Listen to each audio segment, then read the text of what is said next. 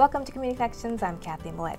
Okinawa's largest job fair is coming in September, and whether you're looking for employment or just looking to brush up your resume, MCCS is here to help. Lorra and Maritza Torres-Wells is here to join us to give us some great advice. Hi, guys. Hi. Hello. Hi. Now, Marine Family Programs offers some great classes. Can you tell us about some of them? Well, we have a few classes that we offer. There is 5 3-hour workshops that we conduct every month at a different Marine Corps bases in Okinawa.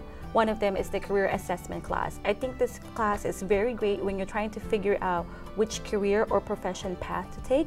During the class, we go over 3 different types of assessments. That includes your finding out your motivations, values, and career or work interests. All of those factors in on how you will pick your career and how to be successful and be satisfied with it overall. The other class that's become very popular is our resume writing class. And a class we do conduct, we actually teach on how to create a winning resume. We talk about on how you can market your knowledge, your skills, and your abilities so that the employers will pick up your resume. We also go through the nuts and bolts of the resume, which are your contact information, your objective professional profile, your work and volunteer history, and also your education and training experience. During the class, we also go through what are the different types of resume formats to use, what's out there, what's appropriate to use. Also, we go through on how to create a cover letter. The other class that's become quite popular as well is the federal employment application process. Applying for federal employment can be a daunting process. It is long and it can be intimidating, but throughout the class, we will guide you on how to pretty much understand the employment process when it comes to federal government. We also help you understand and interpret the job announcements, what type of resume to use. It's very different when it comes to federal resumes. And also, now for the federal resumes, are they all pretty much the same for each department? Yes. Okay. Some will indicate it on the job announcement on how they want it to look like, on what's the type of format. Some will not even indicate it, so you just pretty much use the default or the template for the federal resume. Also in the federal resume, we talk about how to align your skills with the job qualifications. So that's one thing that's very important. Once you're done with creating your federal and your civilian resume, it is also important to start preparing for the interview. Interview is very important. The best candidate might not get the job, but the best interviewee might. Okay. So preparing for the interview is key. Practice, practice, and practice. So should you be in front of the mirror practicing? Yes, that's a good trick. Looking in the mirror will show you what how to maintain eye contact. If you're in interview panel, it's not bad to wave your head back and forth. So just to kind of prepare and pretend there's like 3 different people in front of you. Aside from practicing, doing research on the company or organization you're interviewing for is quite important.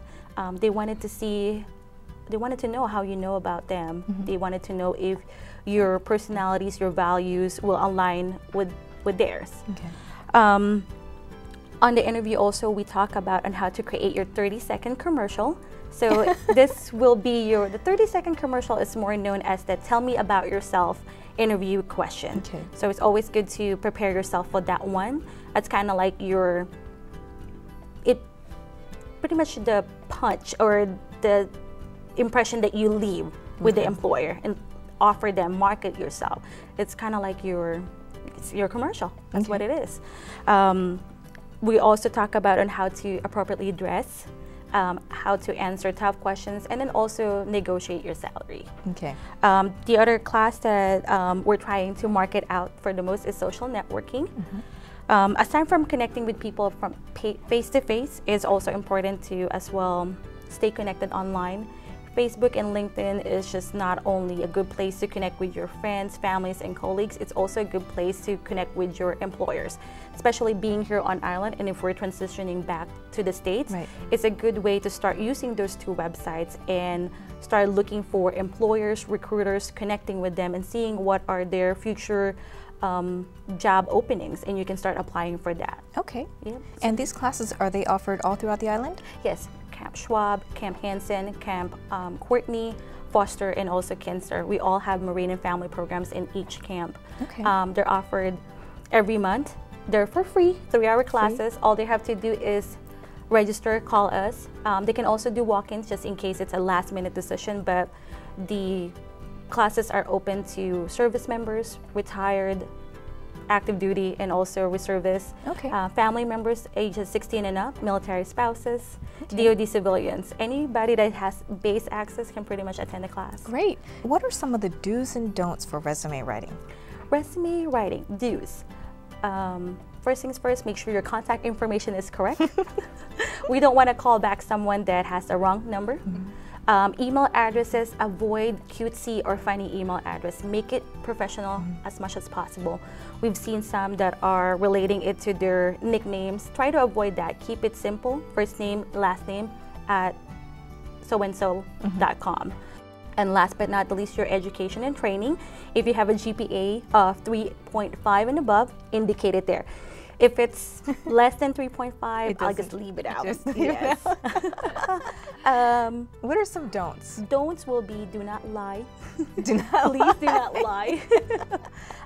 The other thing that we've noticed also, if you're using big words, make sure it applies to the position. If you're indicating what type of computer skills you have, make sure it also applies to the position. Other thing that I think is very good thing to note is if you're using acronyms, make sure you spell it out or word it out in the beginning, and then use the open and close parentheses so that the reader knows what the acronym stands for. Right.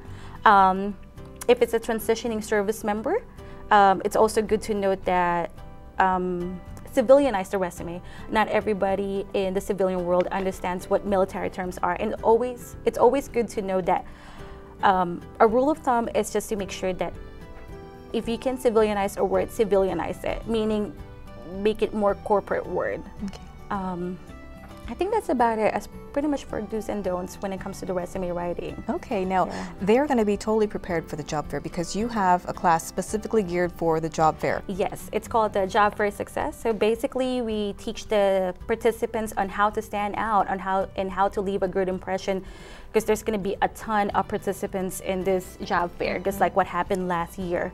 During the class we'll talk about why it's important to do the research on which employers are going to be in a job fair. If you know exactly who the employers are and who you're interested in applying for, you can hit their tables and their booths right away instead of wasting your time going around. Next key also is preparing your resume. Make sure to bring multiple amounts of resume. Don't stick with 10. Bring 100. You never know. There might be 2-3 recruiters in one booth and they want all your resume. If you run out, then you don't want to leave the job fair, make multiple copies and then come back. Might as well just have it all prepared in your hand. Dress appropriately. Dress as if you're going to a job interview. Okay. And also make sure that you take the follow-up or point of contacts. Do a follow-ups with the recruiters, with the employers, and just to see what's the status of your resume or your application. You never know, you might land a job. Okay, great. And how far out should you contact them? I would say a good rule of thumb is within a week. Within a week, okay. Yeah. Because don't let them forget you. Yeah. The next day they'll start reviewing obviously during the job fair day, they'll be busy putting all the resumes together, and then the next day they'll start reviewing it. Okay. And if it's on a weekend, the next week they'll start calling for people, but it's never bad to start calling within a week and ask them what's the status of your resume. Okay. Yeah. Now Maritza, HR is going to be there. They're going to have a booth helping people. Can you tell us what they're going to be doing? Sure, I'd be happy to. This is a big event for us every year. MCCS sponsors the only island-wide job fair. And we not only host and sponsor it, we make sure that the candidates who are there, who are seeking a job and want some one-on-one consultation and some tips. And Laura, so many of the tips that you just shared with us are wonderful. They really are just really good do's and don'ts. So the day of the event is something you don't want to miss if you're looking for a job on the island, whether you're a family member or you are someone that is transitioning from the service and you're looking for opportunities in the federal agencies among the Army, Air Force, Navy, MWR, 18 services. Just about every DoD contractor is also there. We have hundreds of walk-ins of candidates. So I think Laura's absolutely right. You want to bring plenty of resumes. For most of the federal agencies, as you know, we can't hire on the spot. So unless there is a job vacancy and it has been posted, you should not come in expecting to get a job offer, although some of the other civilian employers over the years who have a little bit more flexibility than the federal agencies, they have been known to extend tentative job offers on the day of the event. And we have a number of testimonials of employees today that are either working with MCCS or with some of the other federal agencies who first met the recruiter or the hiring manager at this event. So if you are in the market, or you will be in the market because you're transitioning, that's definitely an event you don't want to miss on September 7th from 9 a.m. to 3 at the community center. Okay, and what are some tips you can give for interviews? Have you seen some really bad interviews? Well, yes, I have. And I've seen some really good ones. So I'll first begin by saying that the really good candidates are the ones that first and foremost they come prepared. And even though they may be overqualified for the position, they are very professional in their demeanor, in their language. And what I mean by that is clearly, you know, everyone knows that when you are going to an interview, you want to dress for success and you want to have appropriate business attire. So one of the things that I would do is I'd make sure that my attire is indeed professional. And so what we know is that, you know, over the generations, sometimes one's idea of professional business attire or casual business attire may differ if you're a baby boomer or part of the millennium generation. So just be mindful of that. Be mindful of your language. If you are in a professional setting, then how you speak and how you conduct yourself speaks volumes. And so you want to do your homework, like what Laura said. So you want to understand the organization that you're interviewing for. You want to read that PD once again, the one that was on the vacancy announcement. Refresh yourself with the essential duties and responsibilities of the job, so that you're able to sound informed on some of the potential expectations that will come with the job. And I think, you know, most importantly, and we say this all the time as hiring managers and in HR, is that your attitude makes a tremendous difference. You know, sometimes you see a candidate on paper and you are terribly excited to meet them. They certainly rank the highest among everyone in the candidate pool, and how they conduct themselves during the interview really speaks volumes to what perhaps you can expect in terms of their performance on the job. So make sure that you do your homework, make sure that you come to the interview with a great attitude and prepared to wow the managers across from the table. But I do say this, that an interview is a mutual process. And so all too often candidates are coming in and they're so prepared to have all of these questions thrown at them, and they don't ask the right pointed questions, because you as a candidate need to make sure that should that interview come to fruition and you get that great call that you're waiting for and someone on the other line says, "Congratulations, I'd like to offer you this position," that you are indeed in a position where you know what you're getting into. You know what the job entails, you know what's going to be expected of you, you know the culture, the environment, and so that you make a decision that fits your needs as well as your employer. Right. And what might be some good questions to ask? For the most part, it's acceptable to ask how soon are they filling in the position, what happened to the last employee that was in that position. Other questions that I've experienced that has been asked was, what's a typical workday? It's also good to ask, what are the training requirements for the position?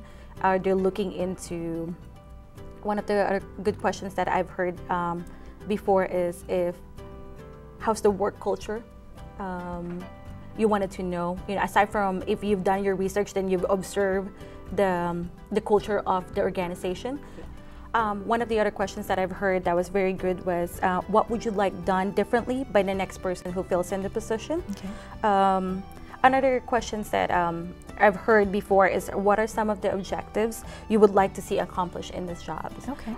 Like what Maritza said, it's a mutual understanding between the interviewers and the interviewee. It's always good to ask questions because it shows that you're very interested being a part of the organization and the program, and you wanted to put in your best foot forward on improving their process, improving their program. Great. Yeah. Well, thank you both so much. And this information will be available on Facebook? Yes. We have a Facebook jobs page that our recruiters are actively on, and this is a great way if you're a candidate to get information about the job fair, to get information about positions that come open, and our recruiters are very good about giving tips and advice and on preparing candidates for that oh so important job interview.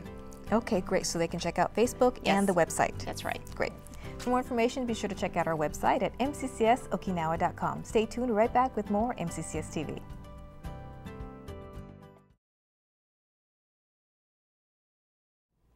The 2011 Community Job Fair worked out really well. It was a well-organized event. I walked in, I got to see employers, got to see who they were. Quite a few of them had their openings posted right away. A lot of good resources, good literature to take back and do some review. There were plenty of people taking resumes, but also letting us know what their community was interested in and where their companies were going. So it gave me a good choice as a newcomer to the island. One of the huge benefits of the event was I got to see a lot of the major employers here on the island, and now as a military spouse, I got to look at the different places that I had opportunities to work in. Unfortunately, there was a military hiring freeze that came on with the GS situation, so that gave me an opportunity to have most of the employers in the room right then and there, and some decision makers. Currently, I work at the Education Center on Camp Foster. The 2011 job fair gave me an introduction to some of the staff there, and I was able to give them my resume. I was eventually hired for a position at the Hanson Education Center and eventually promoted to the program manager position. The process of getting the job worked out pretty smooth. It was online application, submit your application, look at the current openings, and eventually I was called for a position. So it worked out pretty well for me. The best advice I could give to someone preparing for a job fair is to go to the Marine and Family Programs Resource Office to get help with your resume, or for those Air Force families, the Airmen and Family Readiness Center. Have someone look over your resume, target those specific jobs out there, and make sure you target your resume to the exact position. Military spouses and family members come with a lot of different experience, or those who have recently retired come with a lot of experience. Well, you've got to be able to target that in the resume to the specific job that you're looking for. And those are the places with the experts who can help you with that process. Job fair is pretty cool. There's a lot of places represented. I could see how many jobs were open and available. So I felt pretty confident that I'd be able to get a job. I just had absolutely no idea how many people were out there looking for a job besides me. I was very impressed. Normally when I consider getting a job with a government organization, I imagine that the process takes 6 months to 8 months, especially if you're going for a federal contracting position. Going for the gym or going for one of the jobs that they had at the job fair, it was actually very quick. It was less than a month between the time that I applied for the position, interviewed for the position, and started. So it was actually very quick, and everybody was very courteous and very welcoming. Come prepared. Make sure you have a resume in hand, because sometimes they will do interviews right there on the spot. Make sure you have a good current resume, and just be dressed for success. Polo shirt and khakis are just fine. But dress nice and be ready to talk to somebody and possibly get hired.